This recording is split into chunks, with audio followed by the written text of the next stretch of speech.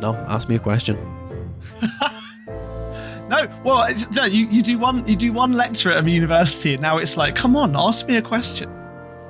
Yeah, like for those listening at home, I was teaching in my old college. It's, the first time I've kind of properly taught anything, The Wandering Hero returns, and I was bricking myself beforehand, and I did have that moment like at the start where like no one was talking, and I was like, oh, how do I get them to start like asking me questions? And I just said like, well, if you don't want to talk, you're free to head off. And I broke them all into groups and got them talking to each other. And when you have people talking to each other about their interests, they're much more inclined to talk to a teacher. But yeah, I bet you were absolutely brilliant, man. It's so exciting. Oh, thank you very much. I did my best. Who knows? Talking for a living like I do, has its crossover benefits, which I'm sure you're familiar with. Although, unlike lecturing, podcasting is a two-way street, and on that two-way street, you're very welcome to Beneath the Skin, the show about the history of everything told through the history of tattooing. I'm one of your hosts, Thomas O'Mahony, podcast producer, amateur tattoo historian and enthusiast, and now amateur lecturer. Well, not amateur, they did pay me, so yeah, there you go. Professional, free consultant. And that other voice, as you can hear, is my esteemed co-host, lecturer, author, professional tattoo historian, Dr. Matt Lauder. Hi, Tom. I'm so glad you're back, because I'm sure the last two episodes were just me talking. Once completely extemporaneously, off the top of my head, about Gamage's catalogues, and then reading a chapter from the book, basically the chapter that I've been starting to give as a talk when I talk about the book. But I'm sure people are sick of my voice, so I'm glad you're here to talk to, rather than me monotonously talking to myself. I mean, there are points in the podcast where it does feel like that. Sometimes we do just talk at each other. I'm joking. If you're noticing the difference in the sonic quality, I got a new mic. I have left Rode, and now I am rocking with Shure. Shure sponsor the show. But Matt, this is a premium episode. You can hear the premium quality from the new microphone. Feel the quality. I've got a new camera, which is great on this audio format. Matt has a 4K camera. I can see the pores in his forehead. I have this up on my big monitor. His head is like 20 inches wide. But Matt, what are we talking about today? Well, I wanted to do this episode. So I notice, and I get on my news feed every morning, on my phone, I get all the random shit that's about tattooing in the news, and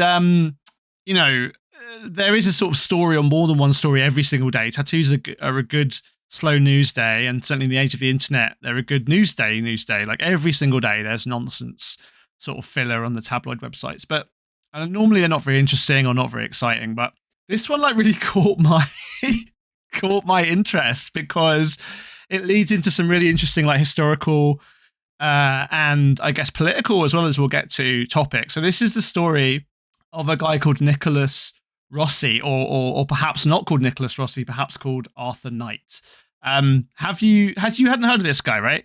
Funnily enough, you said this to me, and I had actually I think I'd maybe seen a TikTok about it, but didn't register it. And then you said it to me, and I was like, I hadn't heard that. And then as soon as you started talking, I was like, oh yes, I have heard this. This guy.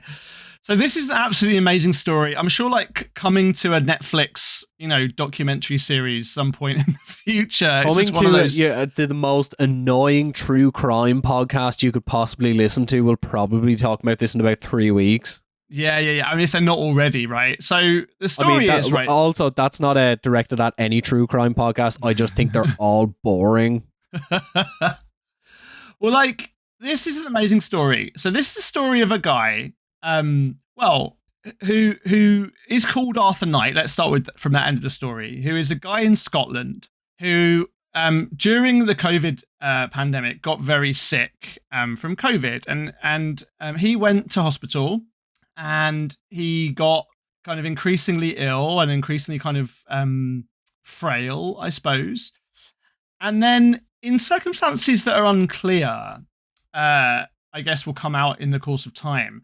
Some of the nurses in the hospital were like, this guy is weird. Something up with this guy. And they basically accused him of being this guy called Nicholas Rossi, a guy from Utah, who was basically on the run from a rape conviction. So Nicholas Rossi was essentially convicted of a rape charge. Let me just get this exactly right. I've got the wrong article open. So he's 35-year-old Nicholas Rossi, accused of raping a 21-year-old in Utah in 2008 and attacking other women in the United States. He basically disappeared, or at least faked his own death. So this guy Nicholas Rossi faked his own death and shows up in Scotland in a Glasgow hospital, claiming to be, as I said, not Nicholas Rossi, but Arthur Knight, speaking in a really weird accent that oscillates between kind of posh British and Irish and American, like very weird and inconsistent. He's married to an English woman, or a Scottish woman actually, who basically says, no, this is my husband. He can't possibly be this guy, Arthur Knight. And it went to court last week because basically the American government want to extradite him back to the United States. And it turned out, for the purposes of this podcast, is why we're talking about it, that this guy, Arthur Knight, has tattoos. And surprise, surprise, Nicholas Rossi also has tattoos. And also, surprise, surprise, they're the same. So his defense, I want to read you his defense because it's so good. So this guy, pretty much caught bang to rights. But he says, this is from the BBC reporting about this. Images of Mr. Rossi's tattoos were recognised by medical staff at the hospital as being similar to those on the arm of the man claiming to be Mr. Knight. I think maybe there was a kind of, fugitive at large thing put out and someone saw it. The man claiming to be Mr. Knight told the court, quote, I was comatose for 18 days. I did not have free will over my body. I've never had tattoos prior to being in the hospital. Advocate Deputy Paul Harvey asked him to clarify if the tattoos appeared on his body while he was in a coma, to which he replied yes, and he raised it with the hospital administration. The man added, they were put there to make it look like I'm Nicholas Rossi. All I can say is I woke from the coma and there were tattoos on my person, and they were not identical to what appears on the screen. So I just want to say, one, I do not think, and this is no casting aspersions on any medical professionals, but like these tattoos, despite the fact they are a bit shit, are very clearly done by a professional. So like, I don't think that you can really claim that these were done while you were in a coma in hospital. They kind of have them dead to rights on this. And like, so do you want to describe the tattoos? Have you got an image of them up? I'll just pull them up now. But one thing that I want to talk about is the accent, because it reminds me so much of God. I was going to ask my girlfriend Sinead, who has been on the show, what's that movie with Tom Cruise, and it is someone else, and he has that terrible accent. Say you like me hot. Say you like me soft. Oh, Jerry Maguire. No, that's not Jerry Maguire. It's the one where he's supposed to be Irish, and it's terrible. So yeah, I have the tattoos here. So it's kind of like a shield with what looks like a George's cross and like 4 books on it, and there's like a rising sun and a knotted rope. I assume he's Italian. This seems like some sort of Italian imagery. Well, he's got his surname, his actual, so Rossi. Then he's also goes by the name Nicholas Alaveridian. Yeah. So yeah, he's got a sort of range of identities. This guy, the guy in Scotland, has got a beard and wears a glass and a hat and sunglasses, like it's the most like Keystone Cops Scooby Doo shit. Like, not gonna lie, he looks a little bit like you, Matt. Yeah, well, this would be real deep cut. But like, yeah, so he on his other arm he has like an anchor with a rope. He has like a, once again, black and grey realism, kind of like Ayn Randian statue. Is this supposed to be Yeah, like an Atlas? Atlas Yeah, guy. Yeah, it's like I, an Atlas, isn't I it? think he has the Yeah. black flag logo on the back of his arm as well. But like, yeah, like these tattoos are like obviously done by someone who knows what they're doing because like there is like actual shading and composition work I think gone that's a into them. barcode. It looks like a barcode to me. Okay, okay. Black flag is saved once again. So yeah, and I thought it was funny because I want to talk about this because someone asked me on Twitter like, would it be possible, to tell a new tattoo from an old one? And like, yes, obviously, if you were tattooed like in the last 5 minutes or the last week, your tattoo would look different to how it was if you were tattooed. Like the photos of him with tattoos are from 2010. So you could definitely tell. It's like such a stupid con. It's such a stupid con. Like just getting caught. The other thing, as you said, like they're obviously done by a professional.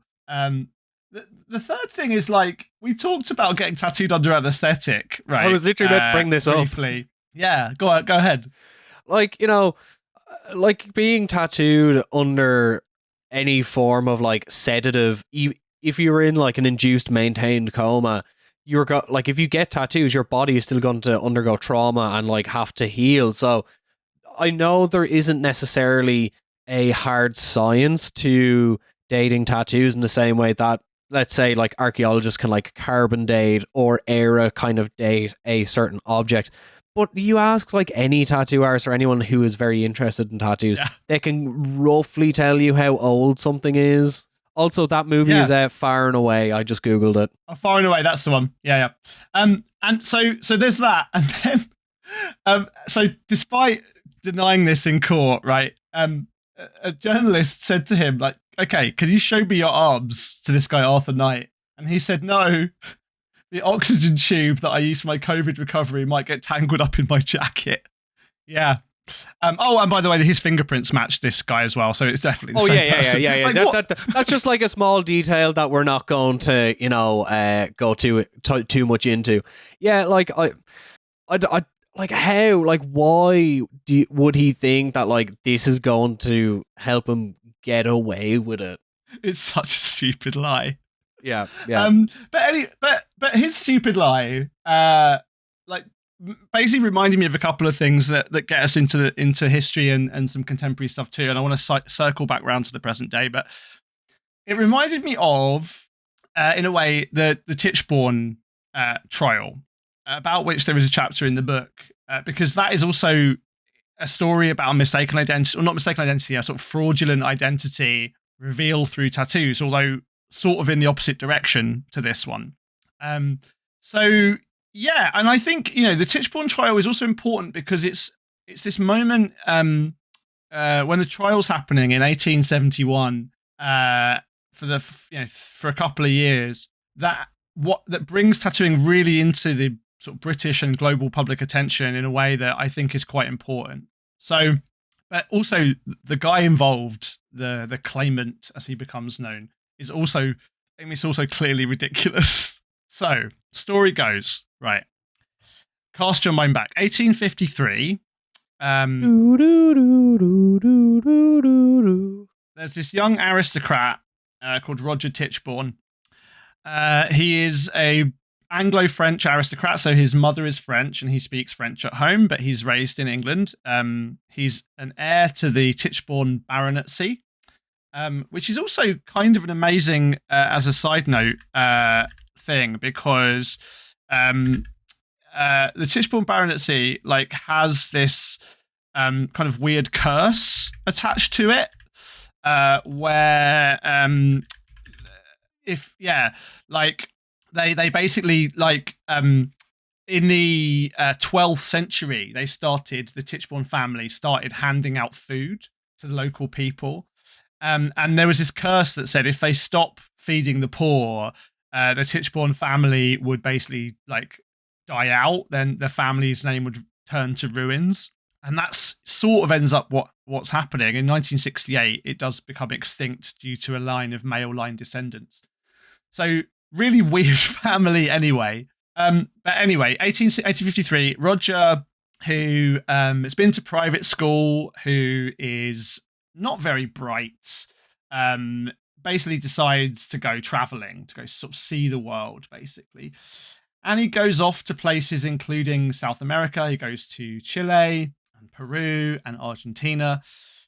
He tries to catch a boat back, but he's lost his passport.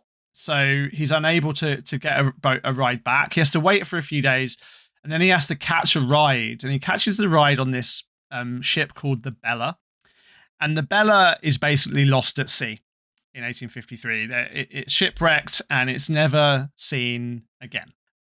There is some initially hope that maybe there was some survivors. There's some rumors that begin that maybe some Australian ship or some other ship may have picked up survivors from the Bella. But basically, Roger is never to be seen again, along with the rest of the crew of the Bella. He's the only civilian on board. And so his younger brother becomes the kind of heir to the family fortune.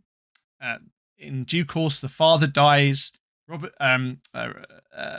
Roger's younger brother inherits and is basically a kind of inveterate gambling addict, like spends loads of money. Best kind of gambling addict. The best kind of gambling addict. Basically tells his mum that he's building this beautiful yacht, like inlaid with mahogany, because he's going to go and look for his brother. He's walking around in bearskin suits and this amazing guy. But his mother is like this almost archetypal, like mourning Victorian woman. Like she goes into this telenovela kind of version of Victorian mourning, refusing to give up hope that Roger is going to be found alive, refusing to accept that he's dead. She refuses to hold a funeral for him. She basically posts notices all over the world saying, "Hey, if you know anything about what happened to my son, please let me know." And she gets, people messaging her from all over the place. But of course, Roger is nowhere to be seen until she posts a report in this Australian kind of newspaper or working with a lost friends service in Australia, basically sort of saying, "Hey, have you seen my son?" And very, very quickly, the guy who goes by the name of Cubit, who's putting out these notices, gets a call from his old mate who says, "Actually, you know what?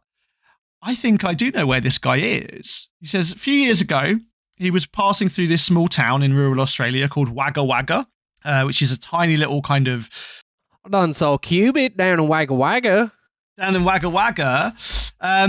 So basically passing through Wagga Wagga, and he sees this guy there who's the local butcher. And this guy who's called Tom. Tom is basically telling people that he is descended from British aristocracy, that one day he's going to own the biggest butcher shop in town, right? That one day his family money is going to come to him and he's going to be able to pay all his debts off. And he's going to be able to, basically show all these people in town that he's really, really, descended from British aristocracy. And so this friend of Cubit's basically says, "This must be the guy. This must be Tichborne." So they send for this guy. They send for Tom. And yeah, they basically say, "Hey," Tom says, "Yep, that's me. I am this Roger guy that you're looking for." So lots of little details matched up. Like Tom had told his friends that he used to, ride llamas in South America, which, we know that Roger had been in Peru. So that all made sense. And this guy, Cubit, his associate, the guy that first introduced him to Tom Castro, a guy called Gibbs, they basically were like, "Look, we can get some money on this as well. We'll get a cut. So we will bring him to England." And on Christmas Day, 1866, they bring this guy, once now again calling himself Sir Roger, back to England.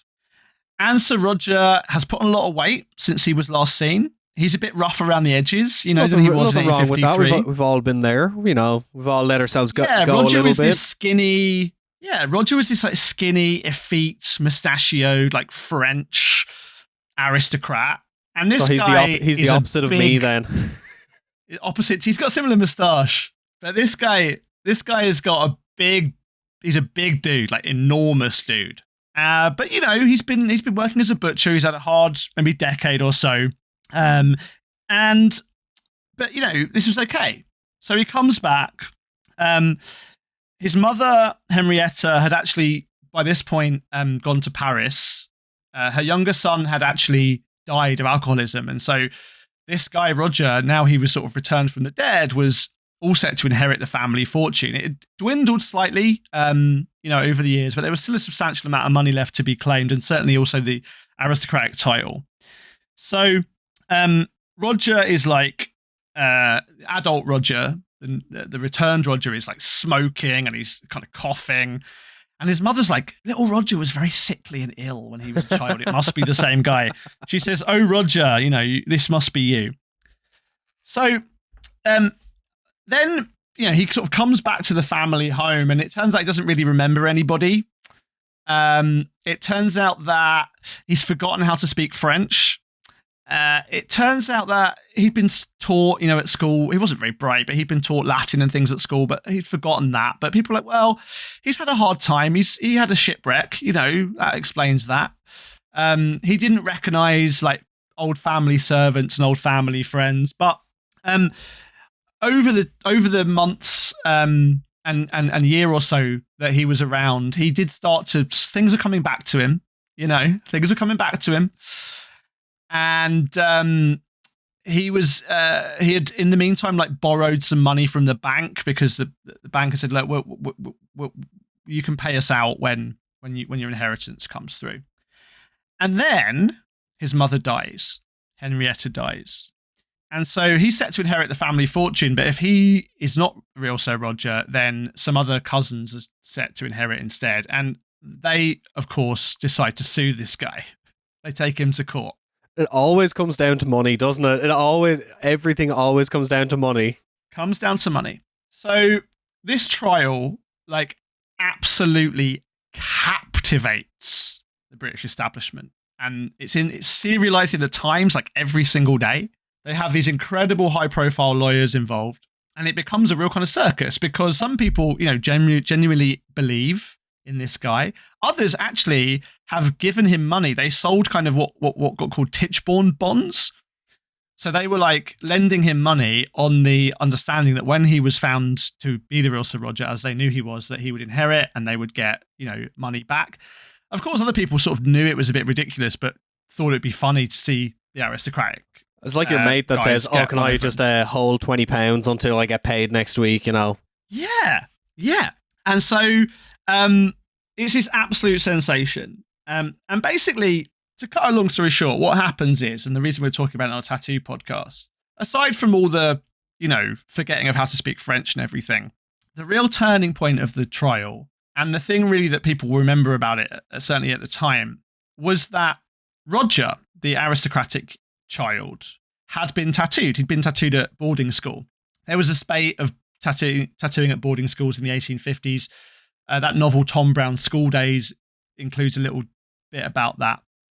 One of his classmates, a guy who'd grown up to be called Lord Bellew, said, Roger was tattooed. He was tattooed as a kid in France. And then he came to school and he showed us how to do it. And I tattooed him and he tattooed me. And then the family doctor says, yeah, I saw some tattoos on him. The defense QC or the QC defending the guy in the dock, the claimant, says, you didn't mention that before? And he said, oh, I forgot. But yeah, he definitely was tattooed. So it's a bit unclear. But certainly lots of people who knew Roger, including his cousin, his aunt, his school friend, all said, yeah, this guy was tattooed.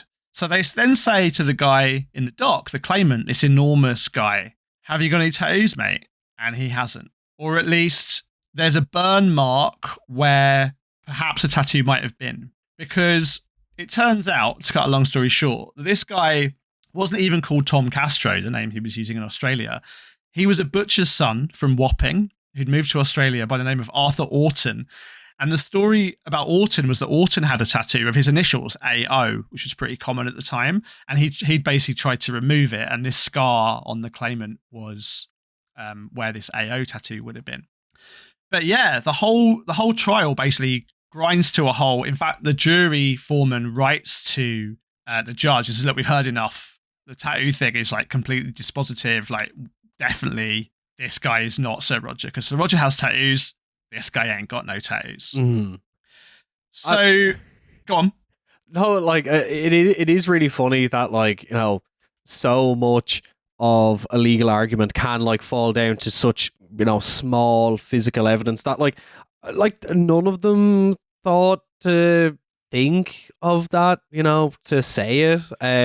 Well, of course, the defenders of the claimant insisted that actually this was all a ruse by the family, because of course, like, the only word that we had that Roger was tattooed were friends of the family, and so, the conspiracy theory version of this was that they'd made all that up. In fact, there's a line in James Joyce's Ulysses where the kind of title character or the narrator character in that basically says, he might very easily have picked up the details from some pal on board ship. Basically this idea was a sort of conspiracy by the aristocracy. And after so that was the inheritance trial, and then there was a second trial where, of course, now that guy, the claimant, had committed perjury, right? Because he'd lied in court, and so he was then facing a criminal trial for perjury. And again, all the way through that, the defense really were pushing on this like conspiracy theory version of the tattoo story, but ultimately lost. And I think there's a couple of great biographies of Roger, of this story, and also again, it's told in my book in some more detail, but it absolutely like captivated British imagination. Basically, in the House of Lords, they were like, maybe we should all tattoo our children so no one can come in and pretend. I think we mentioned that in our Tattooed Children episode. But yeah, go on. So, like, tattooing in the law has a very, very tight relationship in terms of, like, tattoos are very identifying signifiers. What you really want to do if you are up to any activities that could get you arrested, either that's protesting or if you are committing. He's the beautiful Yeah. beautiful convict guy. Yeah. So if you're going to commit any criminal theft or anything, make sure to abide by the rules of no face, no case. So if face, no case. So if they can't see your tattoos, but this is someone I want to talk about because the tattoos kind of like made the man, and I'm going to talk about Jeremy Meeks, because as the Victorians and Edwardians are to Matt, early to mid 2010s internet culture is to me. If I'm a historian of anything, it is that. So you might not remember his name, but you definitely remember his face. Jeremy Meeks was arrested in a gang raid in 2014 by the Stockton Police Department in California, and his mugshot was posted on Facebook by the police department, and people kind of took it and ran with it, and it mainly came from Twitter, and he was felon crush Friday and all this sort of thing, and he is a very beautiful man, but it was he served 13 months in prison, but had a modeling career as soon as he came out, and he did collaborations with Gigi Hadid and ran during Milan Fashion Week and appeared in Tommy Hilfiger's spring-summer 2018 fashion show in Milan. And, this man had a kid with the daughter of Philip Green, famous owner of the Arcadia Group. So, this man's tattoos, which I think, are great contributors to his whole, look, essentially made him. Yeah, I mean, we're going to do a more thoroughgoing episode about tattooing and criminal culture, but I think this idea of identification is just absolutely kind of crucial, particularly because with that guy Meeks, I suppose the idea was that he looked like a criminal bad boy because he had tattoos. But in the Tichborne case, it was like, oh my god, the aristocrat has tattoos, and this commoner or this claimant, this criminal, ultimately didn't have any tattoos. And the inversion of that, I think, was quite important in propelling a kind of change in British attitudes to tattooing. But yeah, it's in general a good rule, right? All for as much as tattooing is associated with criminals, it's generally not very useful for anyone who wants to get away with criminal enterprises. So no face, no case. No face, no case. So I want to talk, off the back of this with a couple of examples. There's some examples also from the same period, from the 19th century, where people getting caught with tattoos because of their tattoos. This is a story. So this is from the Old Bailey, 1876. I saw the florin placed in a till. It was bad. I gave it back to him and I went out after the prisoners. They were joined by a female. I passed them, then they turned back and they went into a shop. I followed him and told him I should detain him till the constable came. He had 1 shilling in his hand. He was too quick for me and put it in his mouth. I tried to get it. He tried to escape and struck me a violent blow on the side of my face, but I managed to take him to the public house.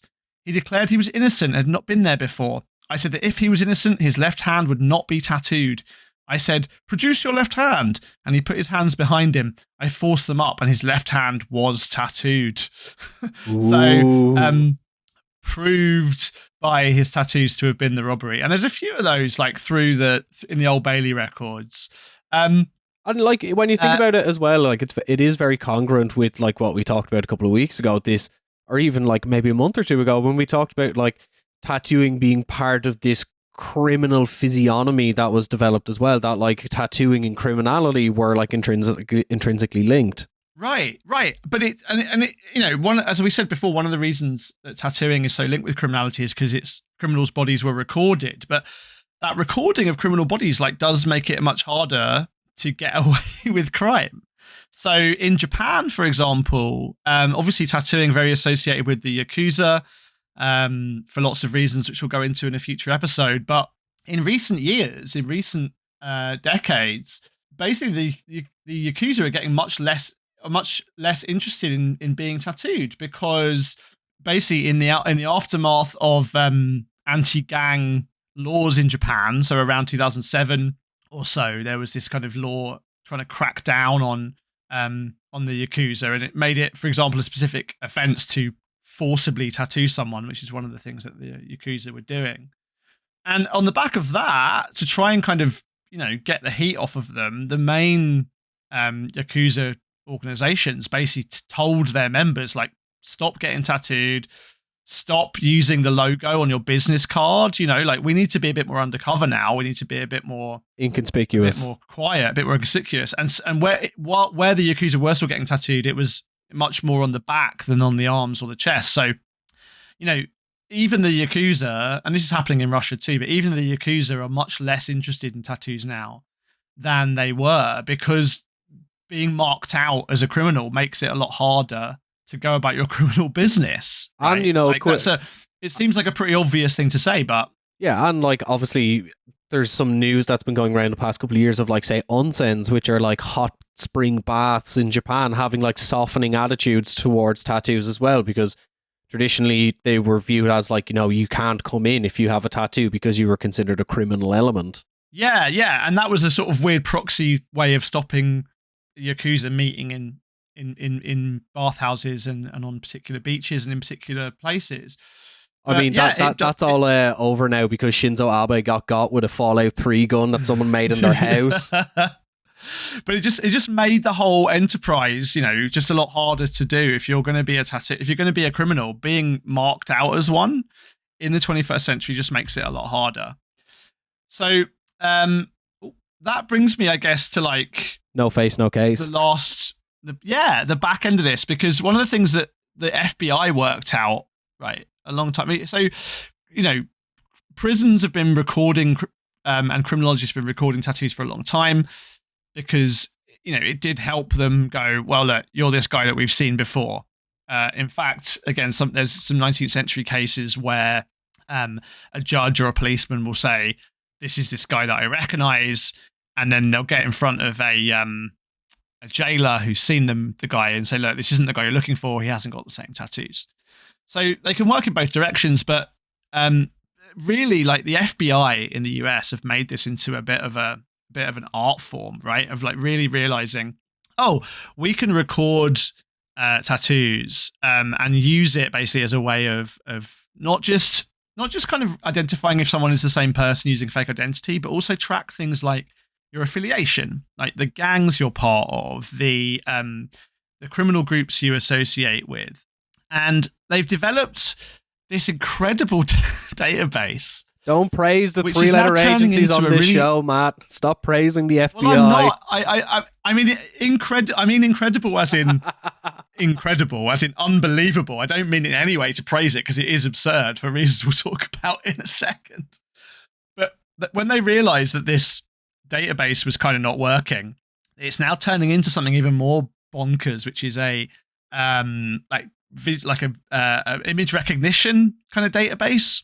And so, yeah, we get from basically from the Tichborne case and from the criminological contexts of the 19th century through these 19th and early 20th century ideas to where we are in the 21st century, which is in some senses similar and in some senses way worse. So the FBI have this database now, and actually a standard, a 2011 National Institute of Standards and Technology standard for cataloging tattoo patterns for identifying victims and suspects.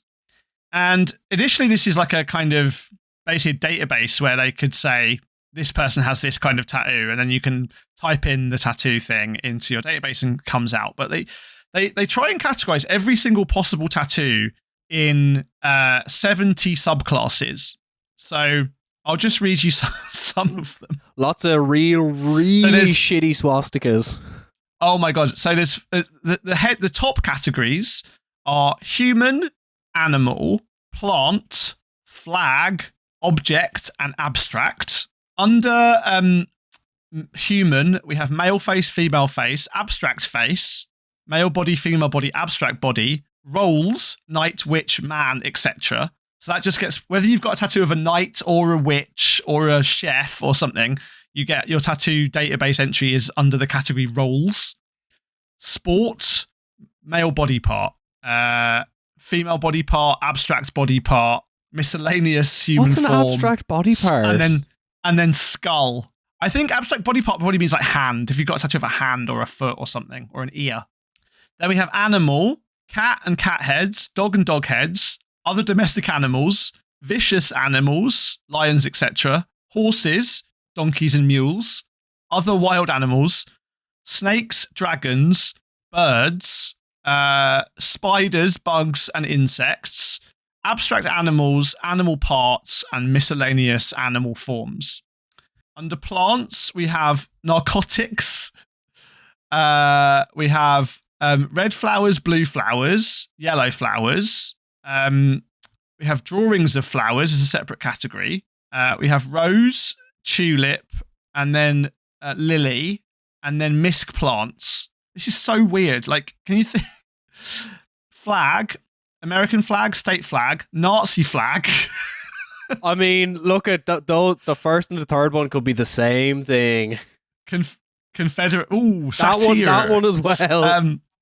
Confederate flag, British flag, miscellaneous flag. I mean, so many of those are just the same thing. I'm sorry. Yeah. Then we have objects. So under objects, you have fire, weapons, aeroplanes, vehicles.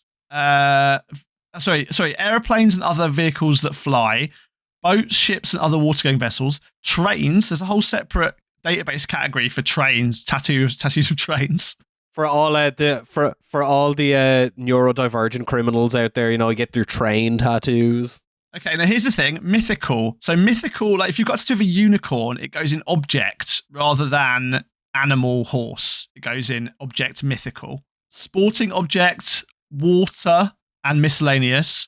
And then we have abstract figure, abstract sleeve, abstract bracelet, abstract anklet, abstract necklet, shirt, body band, headband, miscellaneous. So can you see any problems with that categorization system? Yeah, quite a lot. Talk me through them. So one, it's like both incredibly broad but like strangely specific as well. Also, there is like yeah, right.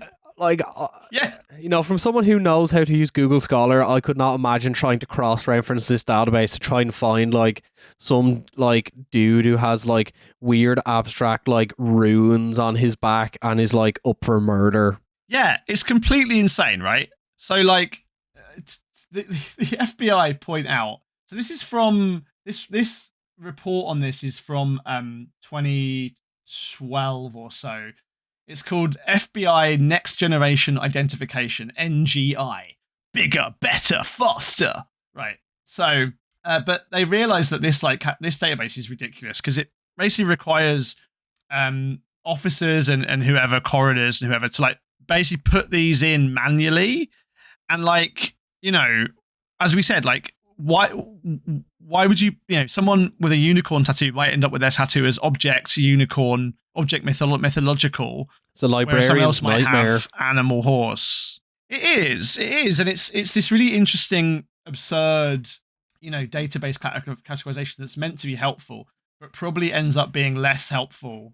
You know, why is there a separate category for lily but not chrysanthemum? How would you categorize any of your tattoos, for example?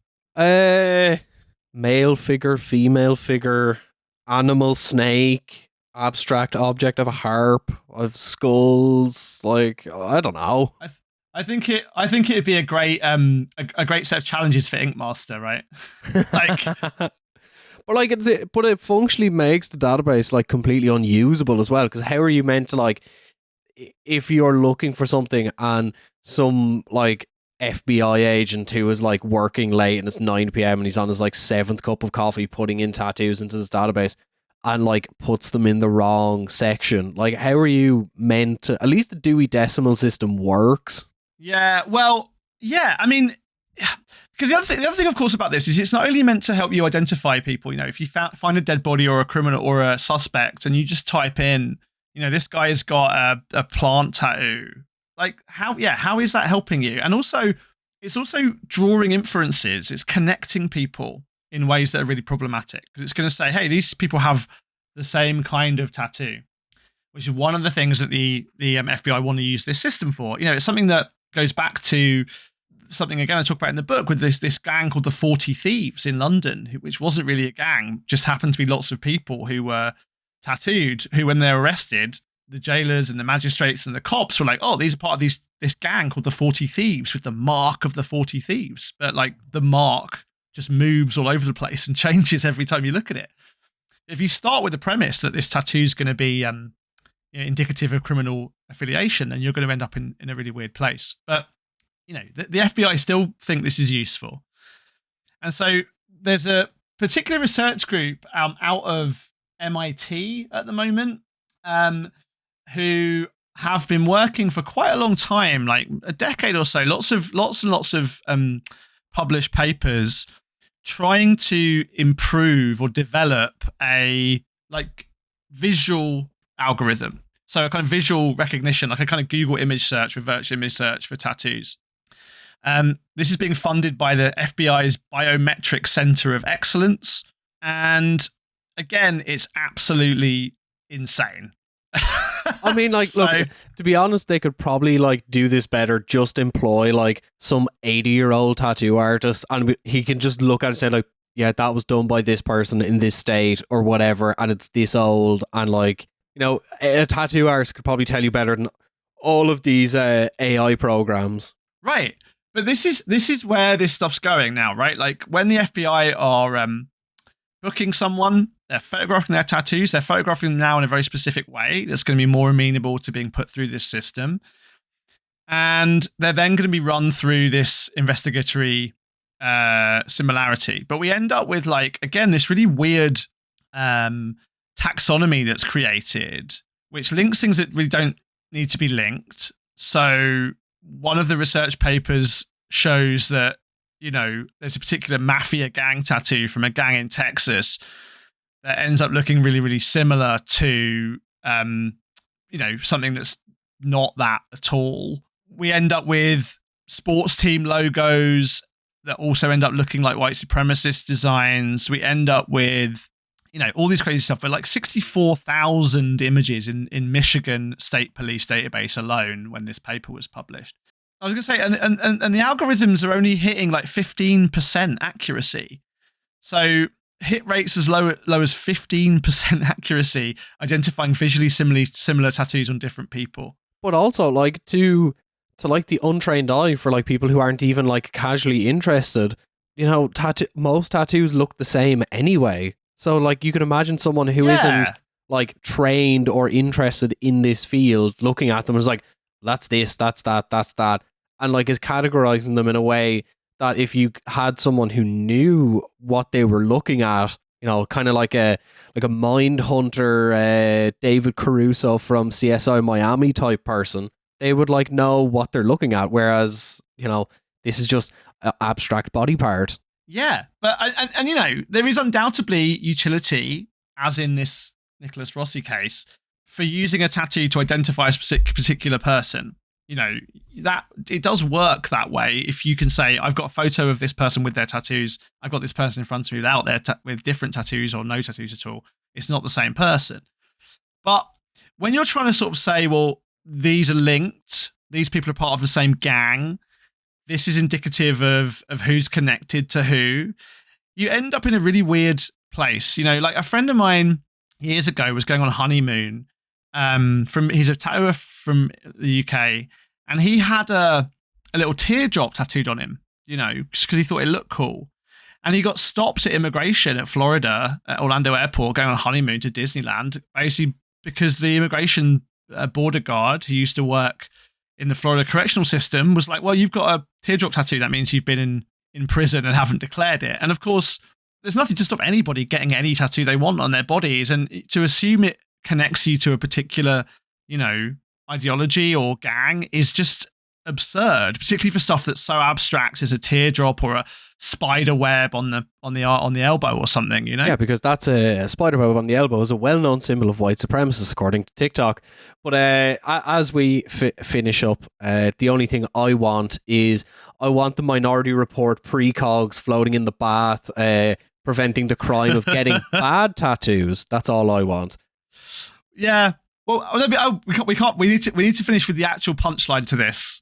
We need to finish with the punchline, because the best example of this, and one example where it works, and this is where I want to circle back, is a case from 2011 from California, where a guy was arrested. He had tattoos on his chest, and the tattoos on his chest depicted the scene of an unsolved murder.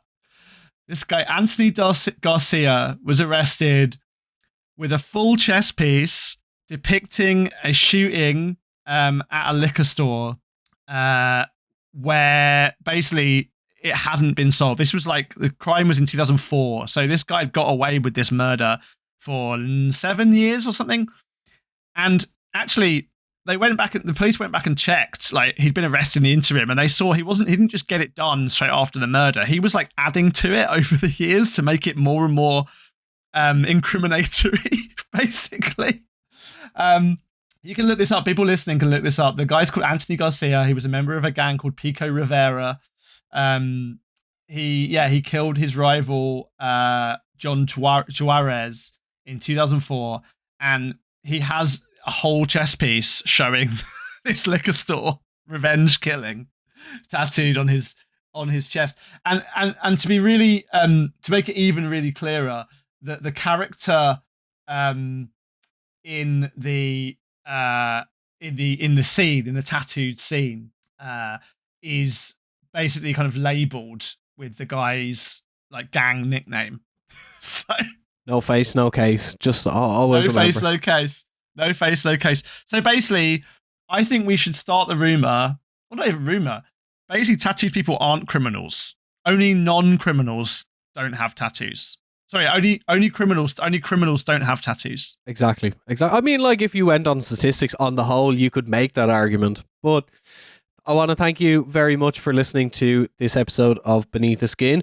We, when this comes out, if you're hearing it when it's maybe unlocked in the future, or when it's on the Patreon, we hopefully have crossed 10,000 downloads. If we have not, if I get this edited and uploaded on Patreon before 7 p.m. tonight, share the episode with your friends. Share an episode with your friends.